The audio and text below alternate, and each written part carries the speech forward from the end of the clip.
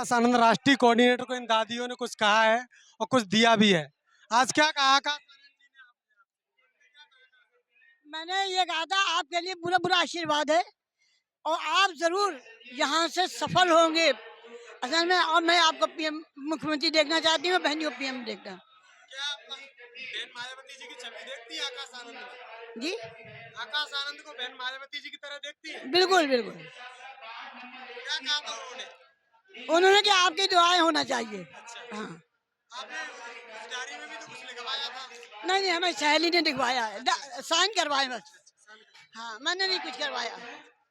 चलो, तो इन दादियों ने आकाश आनंद जी को असफिया बेगम मेरा नाम है, मैं आगरा की रहने वाली हूँ और बहन जी के साथ बहन जी के साथ में ये मेरे सारे लोग खड़े हुए सब मुझे जानते हैं। हाँ जी हाँ, 87 से पुरानी, बहुत पुरानी कार्यकर्ता हूँ। 87 लगी हुई है। कितने वर्ष हो गए आपको बसपा से? और 87 से लगा लीजिए, अब तक 50 साल करीब हो गए। कहीं दूसरी जगह नहीं गई। आज तक बाबूजी आज के कार्यक्रम आज का कार्यक्रम बहुत शानदार है।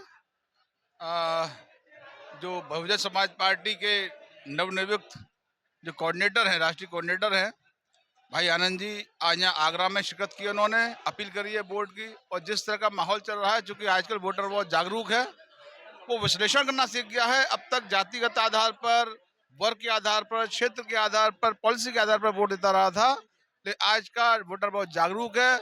जो युवा है वो रोजगार चाहता है, जो बुजुर्ग है वो सम्मान चाहता है, जो महिला हैं वो अपना सम्मान चाहती हैं। तो ऐसी स्थिति में देखा जा रहा है कि प्राय जिस चीज़ों से वोटर प्रभावित है, उसको प्राप्त करने के लिए इस बार बहुजन समाज पार्टी का सहारा लिया जा रहा है, और उम्मीद करते हैं कि बहन जी के सफल नेतृत्व में वोटर की जो उम्मीद आशा है वो सफल रहेंगी। साहब जय भीम। राष्ट्रीय कोऑर्डिनेटर आकाश आनंद जी से कुछ कहा था, क्या कहा आपने? अरे हमने जो कुछ कहा है वो हम कह नहीं सकते वाणी द्वारा, क्योंकि पूरे जो हमारी आधी जिंदगी थी उसकी रखी रखाई सारी बातें मैंने तो कह डाली बेटा। और उनका सबका एक निचोड़ ये है कि आगे बढ़ो, हम तुम्हारे साथ हैं। आपने डायरी में कुछ लिखवाया था, क्या कुछ कहा? साइन कराए थे कि जब आगे वो मुख्यमंत्री बन जाएंगे, वो प्रधानमंत्री बन जाएंगे, तो हम जाएं तो हमें जरा पहचान लें। बहन जी को जानती हैं, बहुत अच्छी तरीके से जानती हैं। क्या कहेंगे 2024 के लोकसभा चुनाव में? देखिए, क्या प्राप्त करेंगे? में निकलेगा कौन से अखबार में, कौन से चैनल? ये आगाज है, बता देंगे। ये आगाज है कि बहन कुमारी मायावती भारत की प्रधानमंत्री बनने जा रही हैं। 18 मार्च 1956 को बाबा साहब डॉक्टर अंबेडकर यहाँ आए थे और उन्होंने बुद्ध की प्रतिमा स्थापित की थी। ये ऐतिहासिक बुद्ध विहार है यहाँ, और इसी कड़ी में हमारे वाम सेब के जो साथी हैं, उन्होंने मंडल जो कोऑर्डिनेटर, राष्ट्रीय कोऑर्डिनेटर आकाश आनंद को बुद्ध की प्रतिमा भेंट की है। तो ये आगाज है इस बात का कि बहन कुमारी मायावती भारत की प्रधानमंत्री बनने जा रही हैं। जय भीम।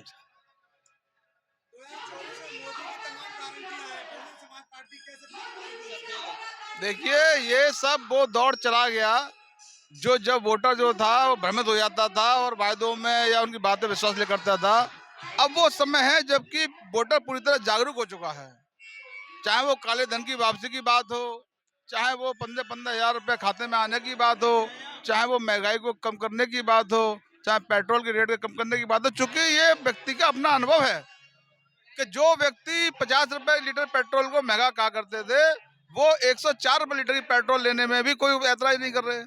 जो दालें हमारे बीच 40 रुपए बेचा करती थी, आज वो 140 बिक रही हैं, तब भी लोग उसका विरोध नहीं कर रहे हैं। तो ये सब जो वास्तव में जो गरीब व्यक्ति है, जो समाज जुड़ा हुआ व्यक्ति है, जो समझ रहा है, वो जो झेल रहा है, वो समझ गया है।